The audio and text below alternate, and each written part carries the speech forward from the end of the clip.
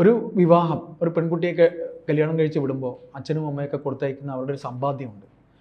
അത് ചിലപ്പോൾ വൈവാഹിക ജീവിതം ഇടയ്ക്ക് വെച്ച് നിന്നുപോയാൽ ഈ പറയുന്ന രീതിയിൽ അവർ കൊടുത്ത സമ്പാദ്യം തിരിച്ചു വേണമെന്ന് പറഞ്ഞ് പ്രശ്നമുണ്ടാക്കുമ്പോൾ ആ സമ്പാദ്യം തന്നതിന് തെളിവ് എവിടെ എന്ന് ചോദിച്ച് അതിനെ നശിപ്പിക്കുന്ന ഒന്നുമല്ലാത്ത രീതിയിൽ മാതാപിതാക്കളെ ഹനിക്കുന്ന വിഷമിപ്പിക്കുന്ന രീതിയിൽ ഉള്ള സ്റ്റേറ്റ്മെൻറ്റുകളാണ് ഉണ്ടായിരുന്നത്.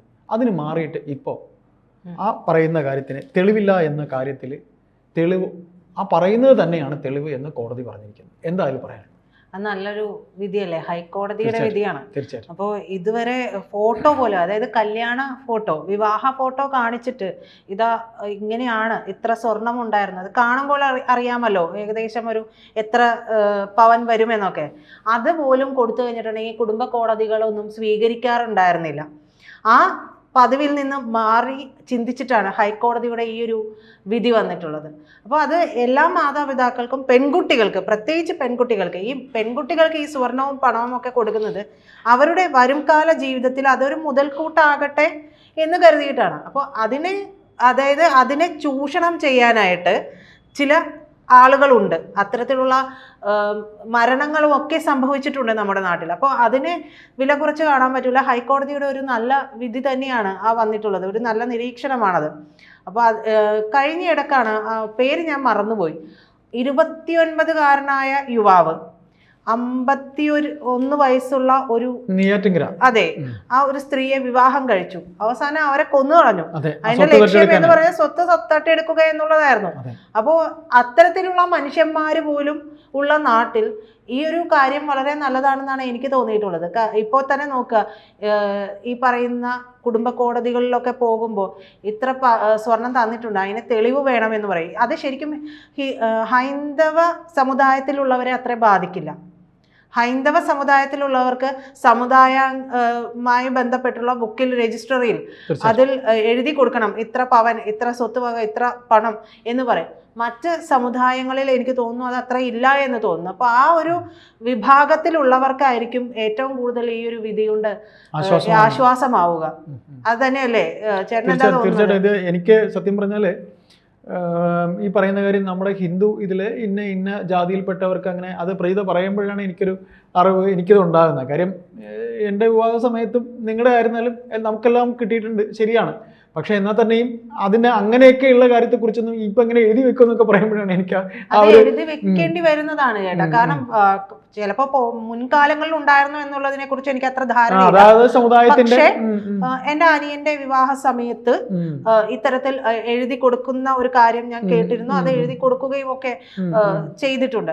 അപ്പൊ ഈ പറയുന്ന ചില കുടുംബങ്ങളുണ്ട്, ചില അതായത് ഈ പറയുന്ന ആണുങ്ങളുടെ കുടുംബം, അതിൽ അമ്മമാരും എല്ലാവരും ചേർന്നായിരിക്കും ഒരു പെൺകുട്ടിയെ സത്യത്തിൽ വളഞ്ഞിട്ട് ആക്രമിക്കുന്നത്. അപ്പോൾ അവരുടെ മുമ്പിലുള്ള ഏറ്റവും വലിയ തുറുപ്പ് ചീട്ട് എന്ന് പറയുന്നത് ഇത് ഈ തെളിവില്ലല്ലോ.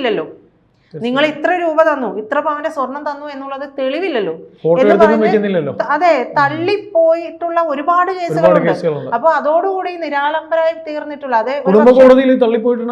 നിരവധി കേസുകൾ തള്ളിപ്പോയിട്ടുണ്ട്. ഇപ്പൊ ഒരു പെൺകുട്ടി വരികയാണ്, നമുക്കറിയാം ആ കോട്ടയത്ത് ട്രെയിനിന് മുൻപിൽ ചാടി ജീവൻ ഒടുക്കേണ്ടി വന്ന ഷൈനിക്കൊക്കെ ഒരുപക്ഷെ കൊടുത്തിട്ടുള്ള സ്ത്രീധനം തിരിച്ചു കിട്ടുകയും ആ സ്ത്രീധനം ഒരുപക്ഷെ പണയം വെച്ചുകൊണ്ട് അവർക്ക് എവിടെയെങ്കിലും ഒരു ജീവിതം മുന്നോട്ട് കൊണ്ടുപോകാനുള്ള ഒരു ഓപ്ഷൻ പോലും ഉണ്ടായിരുന്നില്ല. പെൺമക്കൾക്ക് ജീവിക്കാൻ വേണ്ടി ഒരു മുതൽക്കൂട്ടായിട്ടാണ് കൊടുക്കുന്നത്. അത് മാത്രമല്ല, ഈ പറയുന്നത് പോലെ ആ പെൺകുട്ടിക്ക് ഈ പണം തിരിച്ചു കിട്ടുമായിരുന്നുവെങ്കിൽ മറ്റൊരു പെൺകുട്ടി ഈ പറയുന്നത് പോലെ തന്നെ ഒരു അഡ്വക്കേറ്റ് ആണ്, അവരും ആത്മഹത്യ ചെയ്തു, ചെറിയ കുട്ടിയെയും കൊണ്ട് ആത്മഹത്യ ചെയ്തു. അപ്പൊ അത് ഈ പറയുന്നത് പോലെ തൊലിയുടെ നിറം വെച്ചിട്ടുള്ള ഇതും സ്ത്രീധന പീഡനവും ഒക്കെ ഉണ്ടായിരുന്നു. ഈ കഴിഞ്ഞ കുറച്ച് ദിവസം മുമ്പ് മറ്റൊരു കേസ് വന്നിരുന്നു. എല്ലിനോട് ചേർന്ന് ആമാശയം ഒട്ടിപ്പോയിട്ട് ഒരു പെൺകുട്ടിയെ വർഷങ്ങൾക്ക് മുമ്പ് പട്ടിണി കിട്ടി. 48 കിലോ തൂക്കമുണ്ടായിരുന്ന പെൺകുട്ടി 21 കിലോയായി മാറി. മരണസമയത്ത് 21 കിലോ മാത്രമാണ് ഉണ്ടായിരുന്നത്. ആ കുട്ടിക്ക് സ്വന്തം മക്കളെ താലോലിക്കാൻ പോലുമുള്ള ഒരു സ്വാതന്ത്ര്യം കൊടുത്തിരുന്നില്ല. പട്ടിണിക്കിട്ട് കൊന്നതാണ്. അതും ഈ സ്ത്രീധന പീഡനത്തിന്റെ പേരിൽ തന്നെ പട്ടിണിക്കിട്ട് കൊന്നു, നിർദാക്ഷിണ്യം കൊന്നു. ആ ഭർത്താവും ഭർത്താവിൻ്റെ അമ്മയും ചേർന്ന്. അപ്പോൾ അത്തരത്തിലുള്ള കുട്ടികൾക്കൊക്കെ ഒരു അല്പം ചങ്കുറപ്പുണ്ടെങ്കിൽ ആ ജീവിതത്തിൽ നിന്ന് പുറത്തു വരാനും ഈ കൊടുത്ത സ്വർണവും പണവും ഒക്കെ തിരിച്ചു കിട്ടുകയും ചെയ്യുകയാണെങ്കിൽ അവർക്കൊരു ജീവിതം കരുപ്പിടിപ്പിക്കാൻ അത്ര ബുദ്ധിമുട്ടുണ്ടാകില്ല. അപ്പൊ അത്തരത്തിലല്ലേ അതൊരു നല്ല കോടതിയുടെ നല്ലൊരു നിരീക്ഷണമാണ് എന്ന് തന്നെ പറയേണ്ടി വരും. തീർച്ചയായിട്ടും. അതായത് ഇതിന് ഹൈക്കോടതി ഡിവിഷണൽ ബെഞ്ചിന്റെ ഉത്തരവാണ് ഈ വന്നിരിക്കുന്നത്. നിരവധി കേസുകളിൽ കുടുംബ കോടതി കൈമലർത്തിയതിന്റെ ഫലമായിട്ട് പലർക്കും ഇത്തരം സ്വർണം കൊടുത്തതിന് തെളിവില്ല, കാറ് കൊടുത്തതിന് തെളിവില്ല, അല്ലെ? പക്ഷേ സ്ഥലം കൊന്നതൊക്കെ അറിയാമല്ലോ. അതെ അതെ. അല്ല ഈ അതെ പാമ്പ് അല്ലെ പാമ്പിനെ കൊണ്ട് കടിപ്പിച്ചിട്ടാണ്. അതെ അതെ. അല്ല ഈ സ്ഥലമൊക്കെ കൊടുക്കുന്നതിന്റെ റെക്കോർഡൊക്കെ ഉണ്ടാവില്ലേ? അതുണ്ടാവും. സ്വർണത്തിന്റെയാണ് പ്രത്യേകിച്ച് ഉണ്ടാവാതിരിക്കുന്നത്. മറ്റുള്ളതൊക്കെ റെക്കോർഡിൽ എഴുതി തന്നെ കൊടുക്കണം. നമ്മുടെ സമൂഹത്തിന് വിദ്യാഭ്യാസം കൂടുന്തോറും വിദ്യാഭ്യാസം കൂടുന്തോറും അല്ലെങ്കിൽ സാങ്കേതിക ജ്ഞാനം കൂടുന്തോറും വായിച്ചറിവ് കൂടുന്തോറും മനസ്സ് ഇത്തരം കാര്യങ്ങളിൽ ഇപ്പോഴും നമ്മൾ അല്പം മുമ്പ് സംസാരിച്ച പോലെ കറുപ്പ് പോലെ തന്നെ, കറുപ്പിന്റെ രാഷ്ട്രീയം എന്ന് പറയുന്ന പോലെ തന്നെ, ഇപ്പൊ കഴിഞ്ഞ ദിവസം മരിച്ച ഒരു സ്ത്രീ കറുത്ത നിറം എന്ന് പറഞ്ഞുകൊണ്ട് അങ്ങനെയുള്ള നിരവധി വിഷയങ്ങൾ. അവരൊരു അഡ്വക്കേറ്റ് ആയിരുന്നു. പലരുടെയും ജീവിതത്തിലെ വേദനകൾ തീർത്തു കൊടുത്ത ഒരു സ്ത്രീയാണ് തനിക്കുള്ള അറിവിലൂടെ. എന്നിട്ട് അവർക്ക് മരണത്തിലേക്ക് പോകേണ്ടി വന്നു. ഈ കോഴിക്കോട് നടക്കാവിൽ നടന്ന സംഭവമൊക്കെ നമുക്കറിയാലോ. കോഴിക്കോട് നടക്കാവിൽ ആ ചെറുപ്പക്കാരൻ രാജ്യരാമാനം നാട് വിട്ടു പോയിട്ട് പിന്നെയും ആ കുട്ടിയെ തിരിച്ചു വിളിച്ചു കൊണ്ടുപോയി മൃഗീയമായി പീഡിപ്പിച്ചു. അപ്പോൾ ഇതിപ്പോ ഈ നിയമം വന്നു എന്ന് പറഞ്ഞാൽ ഇതിനി ആരെങ്കിലും മറ്റു ബെയിൽ കൊടുത്ത് മാറ്റിയെടുക്കാൻ ശ്രമിച്ചില്ലെങ്കിലും അത്ഭുതപ്പെടേണ്ട കാര്യമുണ്ട്. അതാണ് നമ്മുടെ ഈ സംസാര ലോകം എന്ന് പറയുന്നത്. ഈ വിധിയുടെ ആശ്വാസത്തെക്കുറിച്ച് ഞാനും നിങ്ങളും സംസാരിക്കുമ്പോൾ വേണമെങ്കിൽ നമ്മൾ ഈ ചെയ്യുന്ന വീഡിയോയുടെ താഴെ ഈ പറയും, നിങ്ങൾ എന്തിനാണ് ഈ കാര്യത്തിൽ ഇങ്ങനെ ആഘോഷിക്കുന്നത്, ഇതിന് മുകളിൽ പോകാൻ വേറെ ഇവിടെ കോടതിയുണ്ട് എന്ന് വേണമെങ്കിലും നാണം കെട്ട് കമന്റ് ഇടുന്ന ആൾക്കാരും ഇതിനകത്തുണ്ട്. മനസ്സിലായില്ലേ? നിങ്ങൾ ഈ പറയുന്ന പോലെ നിങ്ങൾ കൂടുതലൊന്നും പറയണ്ട. അമ്മയെ തല്ലിയാൽ രണ്ടു പക്ഷം എന്ന് പറയുന്നത് പോലെ അതിനേക്കാളും കുറച്ചുകൂടെ ഓവറാണ്. കാര്യം അത്ര കണ്ട് നമ്മുടെ സമൂഹം മാറിയിട്ടുണ്ട്. ഇപ്പൊ 29 വയസ്സുകാരനായ ഒരു ചെറുപ്പക്കാരൻ 51 വയസ്സോ 52 വയസ്സുള്ള ഒരു സ്ത്രീയെ വിവാഹം കഴിക്കുമ്പോൾ അവനൊരിക്കലും അവനാദ്യം പരിചയമായിരുന്നു, പിന്നീട് പ്രണയമാകുന്നു. പ്രണയത്തിൽ എല്ലാ സമൂഹത്തിനും മൊത്തത്തിൽ അവൻ എന്താ പറയാ, ഞാനിവരെ വിവാഹം കഴിക്കുന്നു എന്ന് പറഞ്ഞുകൊണ്ട് വെല്ലുവിളിച്ചുകൊണ്ട് വിവാഹം കഴിക്കുന്നു. എന്നിട്ട് അവരെ കറണ്ടടിപ്പിച്ച് കൊല്ലാൻ ശ്രമിക്കുന്നു. കറണ്ടടിച്ച് കൊന്ന ശേഷം അത് മായ്ക്കാനായി അവൻ ശ്രമിക്കുന്നു.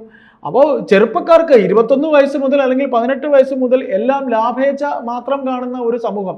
ഞാൻ ഒരു അടി കിട്ടുന്നത് എന്തുകൊണ്ടാന്ന് വെച്ചാൽ ഈ മിക്കവാറും ഈ സ്വർണവും പണവും ഒക്കെ കിട്ടുമ്പോൾ ഈ ആണുങ്ങളുടെ വീട്ടുകാർ പുട്ടടിക്കുന്ന ഒരു പരിപാടിയുണ്ട്. തീർച്ചയായിട്ടും. അതല്ലാത്ത ഒരുപാട് നല്ല ഫാമിലിയുണ്ട്. ഈ പെണ്ണിന്റെ വീട്ടിൽ നിന്ന് കിട്ടുന്ന പണം കൊണ്ട് കല്യാണം ആർഭാടമായി നടത്തുന്നവർ വരെയുണ്ട്. തീർച്ചയായിട്ടും. കല്യാണം അതെ എന്റെ കല്യാണം ഇങ്ങനെ നടത്താൻ പറ്റും, എനിക്ക് ഇത്രയേ ഉള്ളൂ എന്ന് പറയാനുള്ള ചങ്കുറപ്പില്ലാത്ത ഒരുപാട് പുരുഷന്മാരുണ്ട്. തീർച്ചയായിട്ടും. അവന്റെ കയ്യിലെ കാശ് വെച്ചല്ല അവൻ ഈ ആർഭാടം കാണിക്കുന്നത്. അപ്പൊ ഈ കൊടുക്കേണ്ടി വരുമ്പോ ഈ പണവും സ്വർണവും കൊടുക്കേണ്ടി വരുമല്ലോ. പിന്നെ വേറൊരു കാര്യം കൂടെ നമുക്ക് മറുത്തും പറയേണ്ടി വരും. തീരെ നിർധനരായ പെൺകുട്ടികളെ വിവാഹം കഴിച്ചു വിടുന്ന വീട്ടില് ചിലര് ഈ സ്വർണ്ണക്കടയിൽ നിന്ന് മേടിക്കുന്നില്ലേ, ആ സ്വർണ്ണക്കടയിൽ നിന്ന് മേടിച്ചിട്ട് അതിട്ട് കല്യാണം കഴിച്ച് അയച്ചിട്ട് പിന്നെ ചിലപ്പോ ഈ അത്രയും കാണിച്ച സ്വർണം ചിലപ്പോൾ അവർക്ക് കാണിക്കാൻ പറ്റില്ല.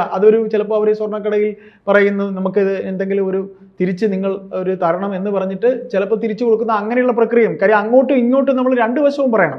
കാണിക്കാൻ വേണ്ടി ഇടും, എന്നിട്ട് പിന്നെ സ്വർണ്ണക്കടയിലേക്ക് തിരിച്ചു കൊടുക്കുകയും ചെയ്യും. അപ്പൊ ഏതായാലും ആ വശം തീരെ നിർധനരായ ആൾക്കാരെ സംബന്ധിച്ച് ഉണ്ടാകുന്നതാണ്. അതിനെയും ഉൾക്കൊള്ളാൻ മനസ്സുള്ളവരുമുണ്ട്, എതിർക്കാൻ. കാര്യം ഒരു വിവാഹം മാത്രമാണ് അങ്ങനെ അതിനൊരു കൺസെപ്റ്റിലൂടെ കാണുന്നത്. ഒരു വിവാഹം നടക്കണം എന്ന് മാത്രം. ഏതായാലും പ്രജിത അല്പം മുമ്പ് സംസാരിച്ച പോലെ അമ്മയെ തല്ലിയാലും രണ്ടു പക്ഷം എന്ന് പറയുന്നത് പോലെ കുടുംബ കോടതിയിൽ ഇത്തരം കാര്യങ്ങളിൽ ആവിയായി പോവുകയാണ്. നിങ്ങൾ കൊടുത്ത കാറോ നിങ്ങൾ കൊടുത്ത സ്വർണമോ അല്ലെങ്കിൽ നിങ്ങൾ എന്തെല്ലാം നിങ്ങളുടെ മകൾക്ക് കൊടുത്തോ അതിനൊന്നും തെളിവില്ല എന്ന് പറഞ്ഞ് കുടുംബ കോടതി നിഷ്കരണം തള്ളി നമ്മളെ കരഞ്ഞ് നമ്മൾ അവിടെ നിന്ന് വരേണ്ടി വരുന്ന ഒരു അവസ്ഥ. എല്ലാം പോയി, അവൻ കൊണ്ടുപോയി ദൂർത്തടിച്ച് കളഞ്ഞു എന്ന് പറഞ്ഞ അവസ്ഥയിൽ നിന്ന് ഹൈക്കോടതി ഇങ്ങനെ പറയുമ്പോൾ അതൊരു ആശ്വാസം തന്നെയാണ് എന്ന് തന്നെ നമുക്ക് തീർത്ത് ഈ കാര്യത്തിൽ പറയേണ്ടി വരും.